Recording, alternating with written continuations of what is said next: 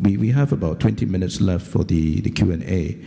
When you come up to the mic, could I please ask you to identify yourself and the institution you come from, your affiliation, and keep your question brief and succinct, if you will, please. Could I invite the first question?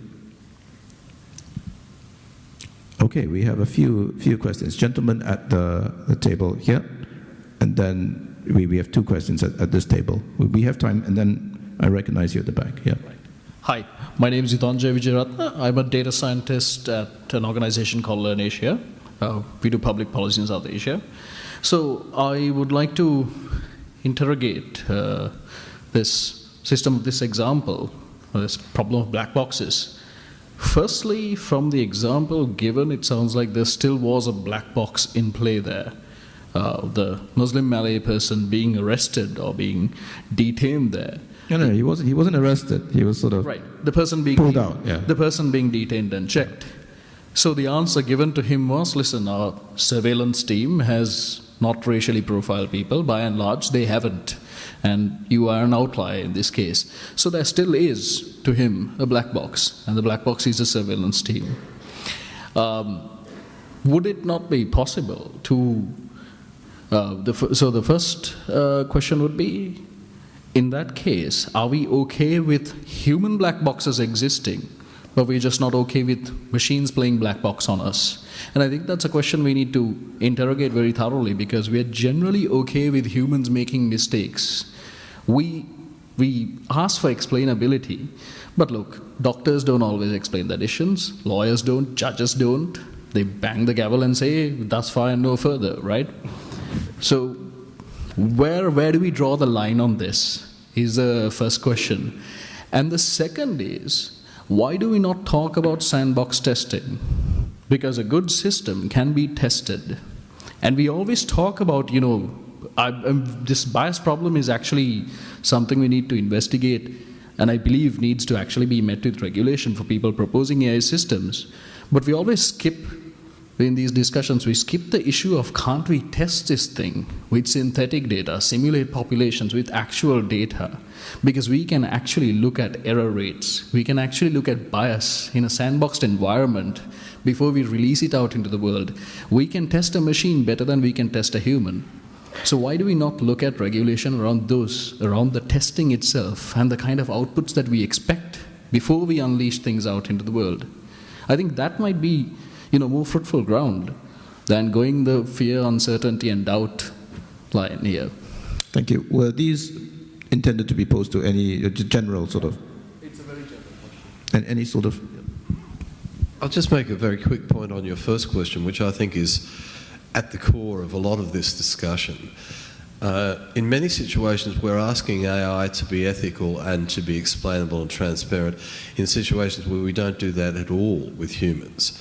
I'd like you to test, if you want, next time you go through an airport and the security officer asks you to dispose of your bottle of water, and if you say, why? Can you explain to me why I have to do that? You'll end up not making your flight, I can guarantee it. Now, in that situation, I think it's a very interesting issue, because I believe that as a precursor to the introduction of AI, we need to ask, what is responsible decision making?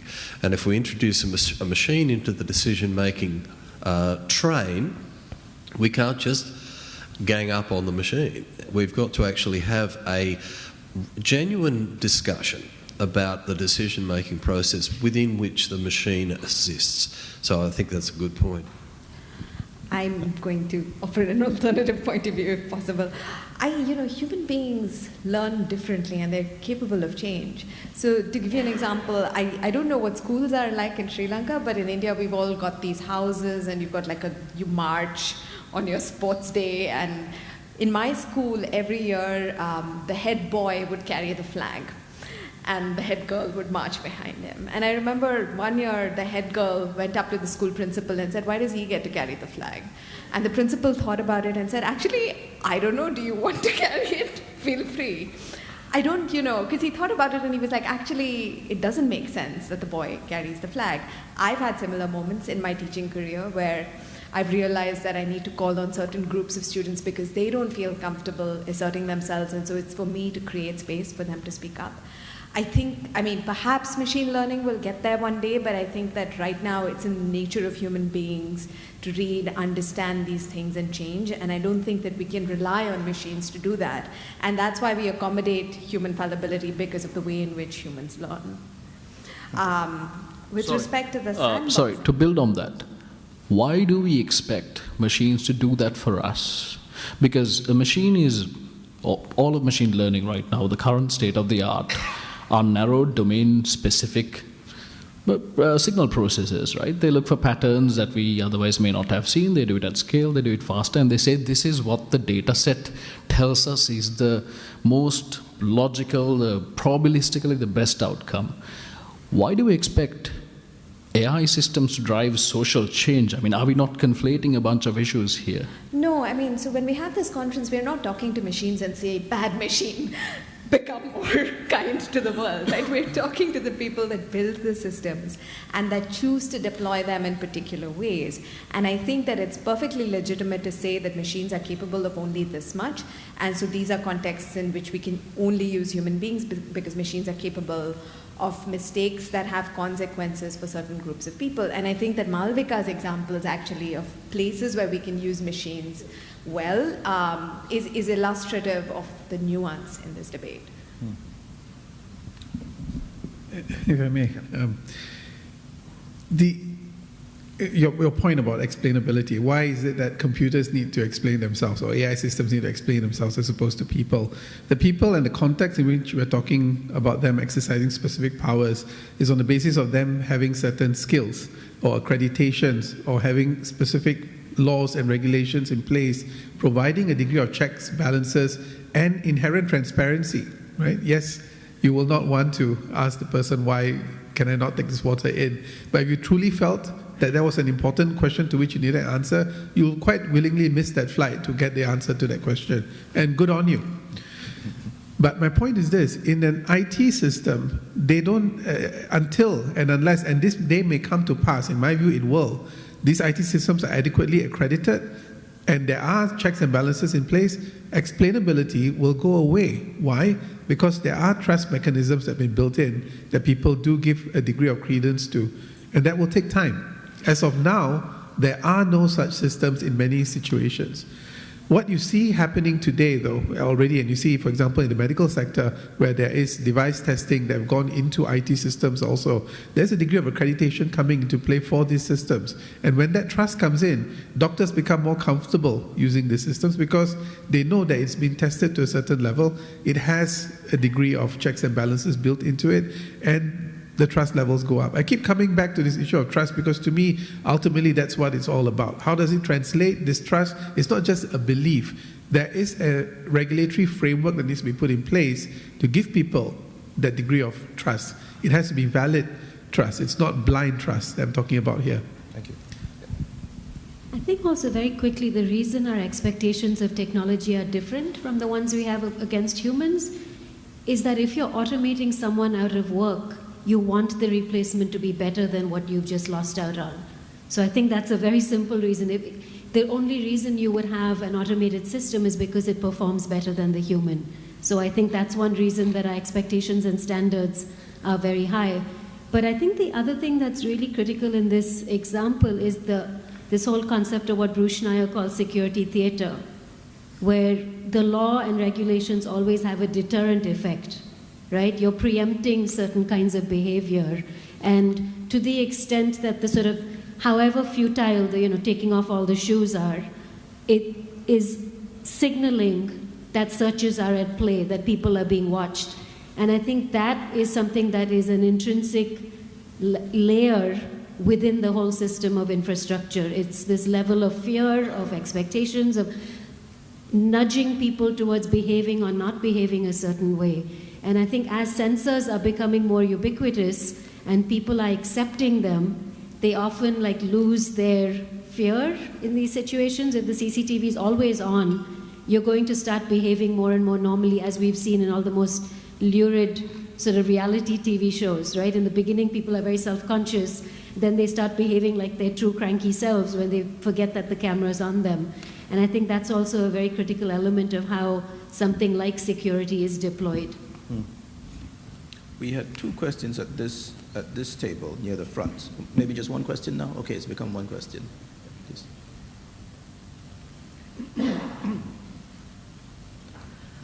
Good morning, everyone. My name is Ishan, and I come from the management consulting world, which advises companies and entities in applying all these concepts in their context. First of all, sincere thanks to the panel. Very effective communication and clarity on the significance and impact of AI, its limitations and policies in the context of applying in a copy-paste manner. And third, hence the need for deploying right resources for not just planning, but also maintaining and monitoring the activities of AI. Nevertheless, the balance is tilted more towards cautionary note on implications versus considering the benefits of the technology. And not surprised given the panel has a lot of law and regulatory background rather than the other side of business application. My bad, I'm not fully aware of the context, but seem like you guys have very strong law background. So my question is, among all the different countries globally or in Asia, where do you see which market, which country, which governing authority has come up with a rather comprehensive guidance towards AI, which includes both do's and don'ts, which kind of balance well between innovation and risk management? This is a question for anybody, I presume. Whoever feels comfortable answering. Okay, so that's one. Shall we take one more question? There was a gentleman at the table right at the... Oh, okay, yep. And then at the back. My name is Jayashree Priyalal. I'm from the Uni Global Union. Thank you very much for enlightening us about the need for the regulations on artificial intelligence. But at the moment, I think all of us are being traced, our behaviors have been tracked, and we really don't know who is monitoring us, whether it's in the railway or everywhere. If you are with your mobile phone, you're logging in your internet, somebody is surveilling us. Okay? So now, in getting us to do that, and you have all these user agreements, soft agreements, which we really don't read and simply accept. And please correct me. In those soft contracts, there are provisions. Without our knowledge, the people who drafted those laws can change.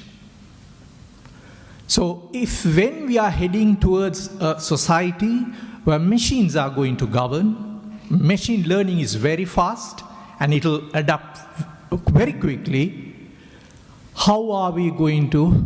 Because just imagine, in a platform economy, a professional will be called to do some job. Now, in a normal environment, the professional may be having a letter of appointment, but his responsibilities. In a platform economy, you may only say yes, like what you agree for the user contract that you sign.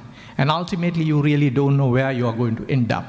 So my question to you, how are we going to come up with, how are we going to change the current situation, which will not deteriorate the freedoms for the people in the future world of work? Thank you. Your question, I just want to be clear, is with particular reference to the future workers in the gig economy, or freelancers, or that sort of thing, or it applies across the board? Yeah, my question is, when we are currently used to some kind of systems where, without reading the context of the contract, we simply sign, we agree, which are going to be adapted change. So, if the same scenario is going to continue further with the expansion of machine learning and artificial, where are we? How do we come over it.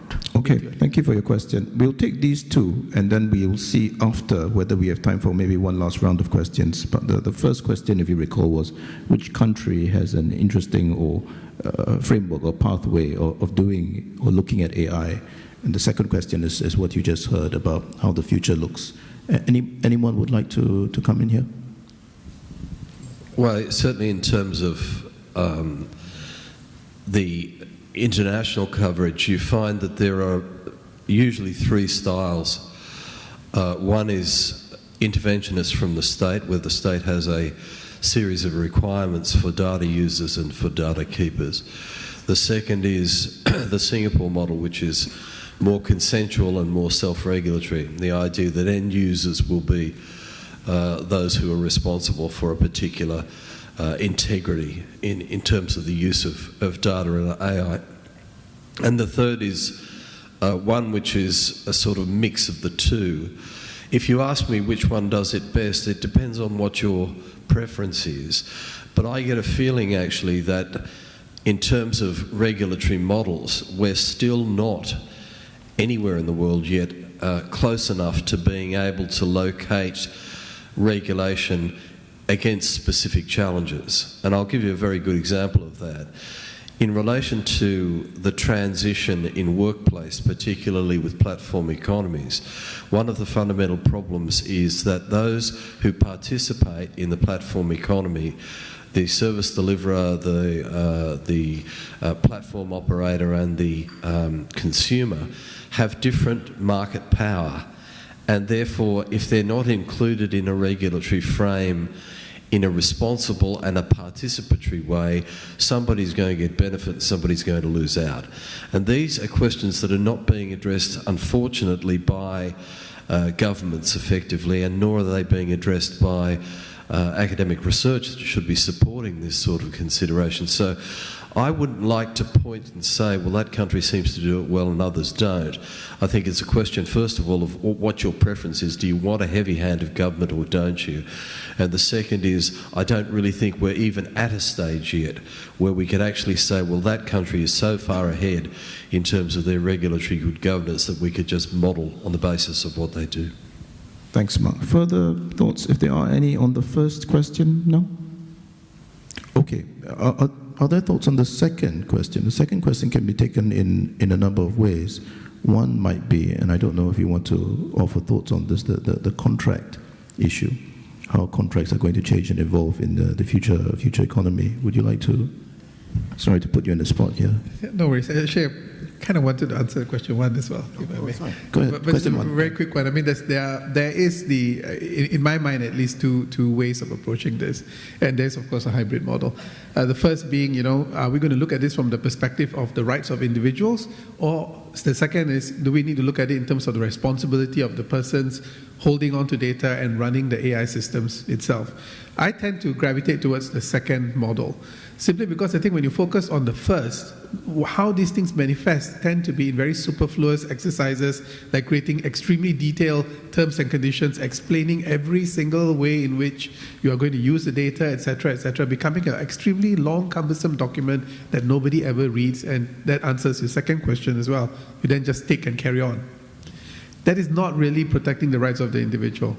I think what we need to look at is really the people who are actually running the IT systems, the organizations that are holding on to data sets, which are the basis on which these AI systems work, because they run on data analytics, and then ask them, have you adopted the correct methodology and responsibility in the way in which you put the systems in place, and then govern and police them?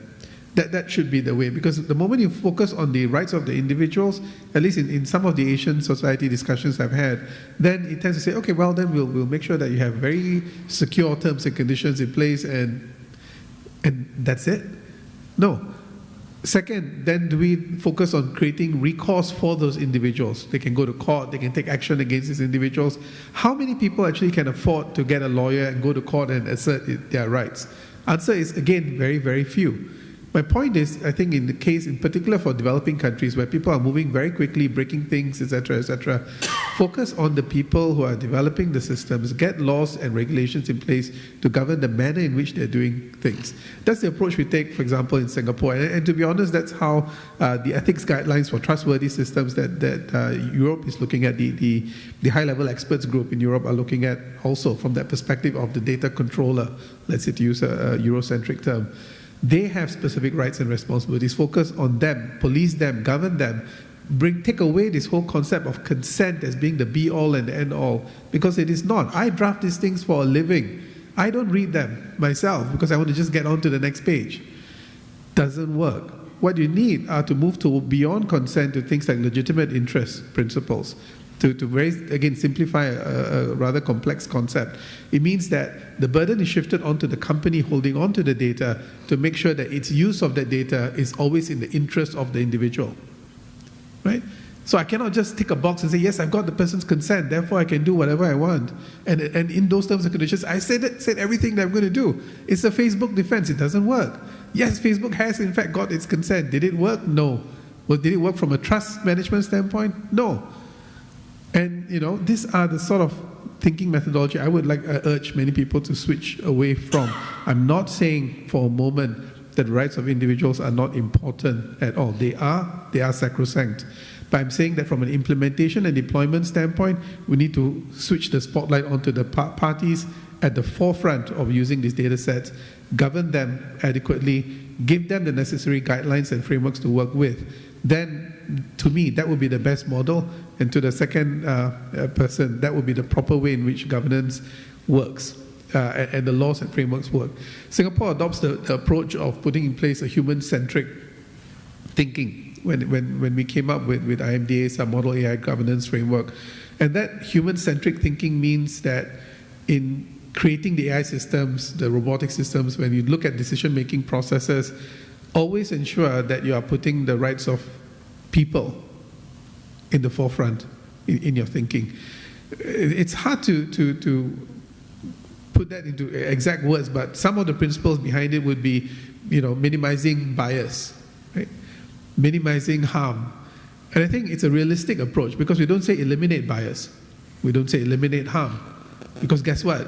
There will be bias, and it's to some extent someone's going to win, someone's going to lose. So there will be a degree of harm in the implementation of these decisions. And so to me, a realistic model will be one where you accept that these systems are not perfect, but you also put very specific obligations on the parties using the data, running the AI systems, to run the system in a human-centric way. I think that would be a workable model for us to move forward on. Did you? Yeah.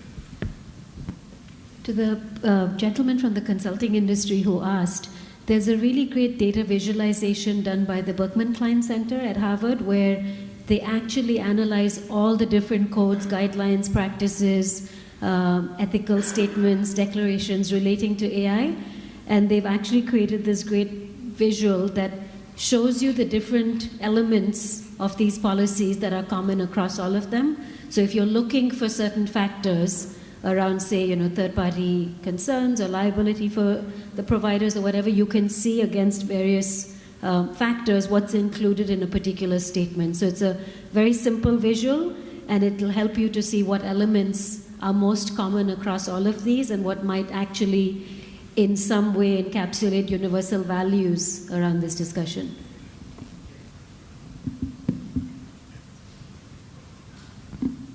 I'm sorry, I'm not able to name it immediately, but if you find me afterwards, there's a resource that is also tracking AI policies by country. I'll try and dig that out of my email and send it to you. We are running, or we've run past time, but I do want to, because she's been waiting for some time, this lady right at the back, the last table, you're going to have the last question, and if I can sort of volunteer the speakers to maybe hang around unofficially later over lunch, then I'm sure there'll be plenty of people who'd like to approach you, if that's okay. Please. Thanks, Shashi. It was a very great panel, very interesting as usual. My name is Anu Rao. I'm an independent researcher and consultant. I think the question that I have will be of more interest to Malavika and Chinmayi. I'm sort of bringing the social scientist perspective here, and we're talking about voices from Asia and the issue of the socio-political, economic impacts of new technologies has been ongoing for a few decades now. And artificial intelligence is one of the latest in the long line of discussions that we have.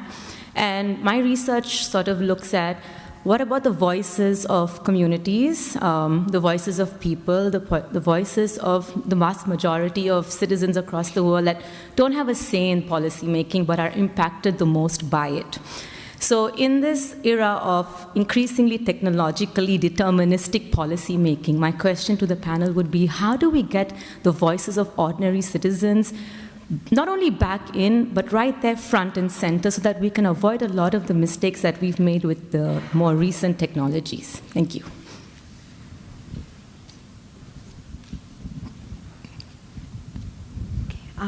Thank you. That's a great question, and I look forward to reading your work when you publish it. I think that efforts are underway to encapsulate the voices of people.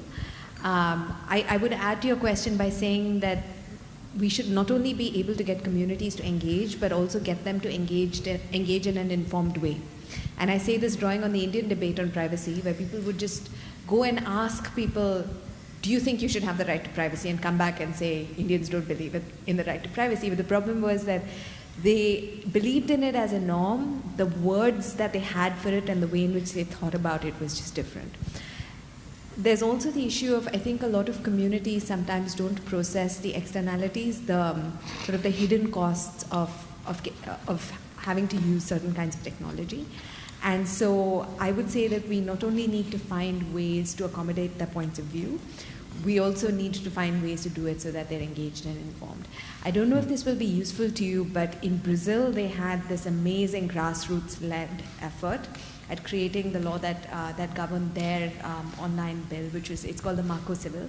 It passed a couple of years back. So they created platforms for engaged dealing with people, for crowdsourcing information, and then giving the feedback to government and developing the law through it. So perhaps that's a good example to look to. I think another thing is, I'll give you a very brief example. We did a disinformation summer school where we invited people from all over Asia to actually attend. And we invited a lot of civil society actors who didn't work in the information space, who weren't journalists, who weren't media people at all. They could be gender rights people, they could be disabilities people, they represented different interests. And a lot of them wrote back saying, but we don't work on disinformation or fake news, like why are you inviting us to this? And I said, because it will affect whatever sector you're in. Fake news could be about vaccinations, it could be about health, it could be about transport, it could be about riots and ethnic violence, it could be about all kinds of things. And I said, if you don't see the signals and the tools and the different ways in which this is playing out, you might not be able to translate that for the work you're doing in your communities. So a lot of them who attended then said, my God, I didn't realize that we were an attack vector for this kind of information war.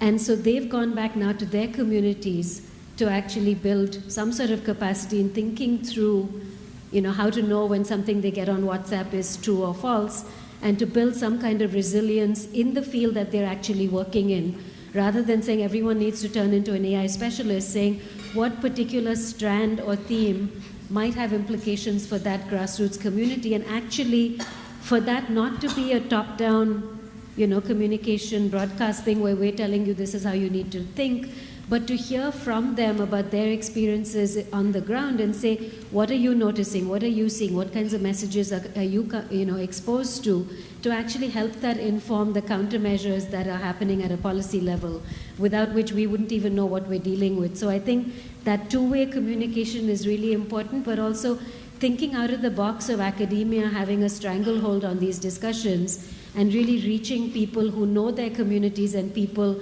way more intimately than people who are one step removed from those conversations. Thank you. Mark, you had a comment, did you? Yeah, just very quickly, I think we have to be careful about AI imperialism, which is going to communities or going to areas of need and saying, this will fix your problem.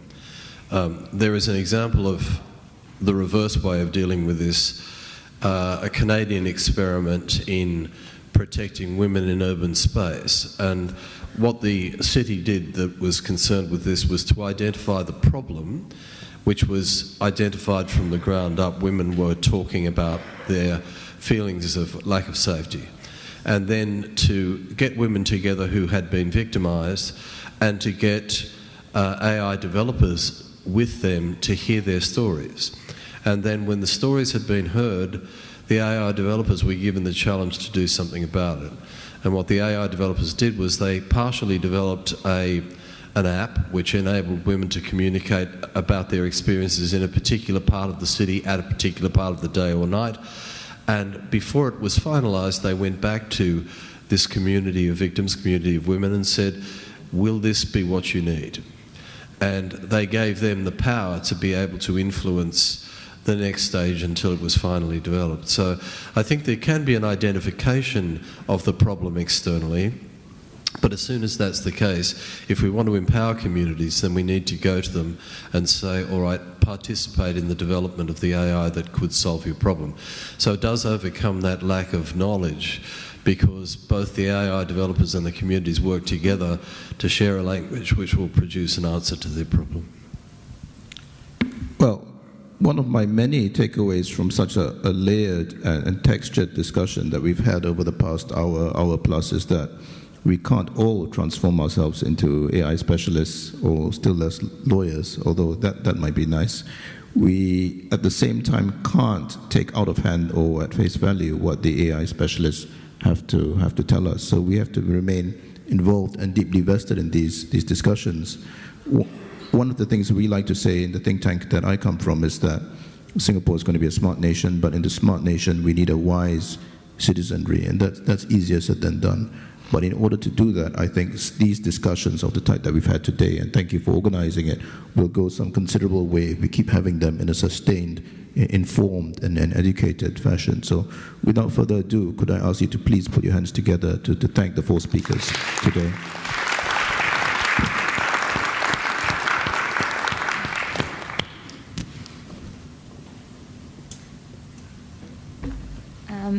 Thank you, Dr. Jayakumar, and all the panelists for such an interesting and engaging discussion.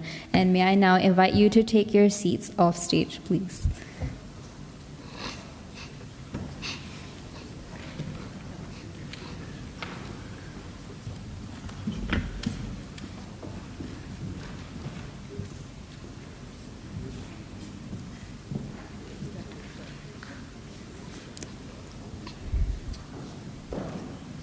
And I would also like to invite Ms. Gisela Elsner, Director of the Rule of Law Program Asia for the Konrad Adenauer Stiftung, to give the vote of thanks. Ms. Elsner, please.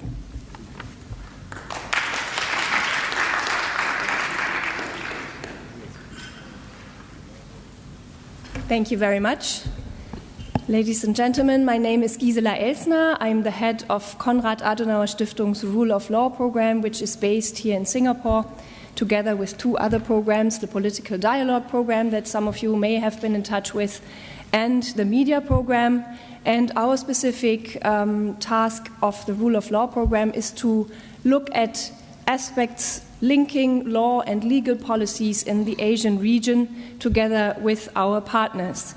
My role here now is a very nice one, which is to thank, on the one hand, our inspiring speakers today for their insightful presentations that I think all of us have enjoyed very much and that have given a lot of food for thought to all of us for the rest of the day and beyond. And I would also like to highlight that even though we're looking at artificial intelligence with a lot of technological impacts, the gender balance on the panel was very nice. I would also like to obviously thank our excellent moderator, Dr. Shashi Jayakumar, for such an engaging debate. Once again, it was a pleasure to have you in one of our events. And I would like to thank all of you who have asked very interesting questions for enriching the debate even further. And last but certainly not least, I would like to thank our partner, the Institute of South Asian Studies, Professor Raja Mohan and his team, who have worked tirelessly together with my dear colleague Aishwarya Natarajan from our team to make this event happen, which I think we all enjoyed very much. And at the beginning, Sashi Jayakumar mentioned that there is not enough debate between East and West in an appropriate way, especially between the big players on these aspects that we have been dealing with today. At least we as a foundation that comes from the West were able to partner with ISAS from the East to at least bring this panel to you, which may be a good start for now. Artificial intelligence still has kind of a sound of future, even though it is a reality nowadays, as we know, in many areas already.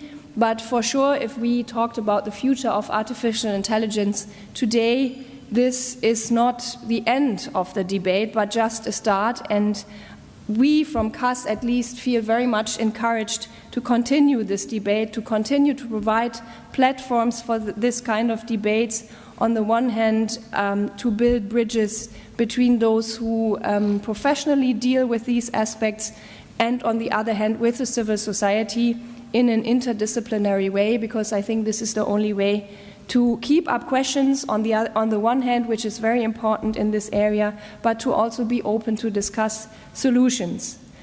The other aspect that I would like to highlight, and which I highlighted yesterday already in our internal workshop, I feel very much confirmed in the view that lawyers have to be involved into the design and the development of these new technologies from the start in order to help to prevent certain risks and damages that we have been discussing today, in order to prevent them rather than just be there when they have to be cured. So this will be a continuous debate, which we from the Rule of Law Program Asia of CAS will be happy to be part of. Thanks to all of you once again, and now we would like to invite you for a lunch as the closing of this wonderful event. Thank you very much.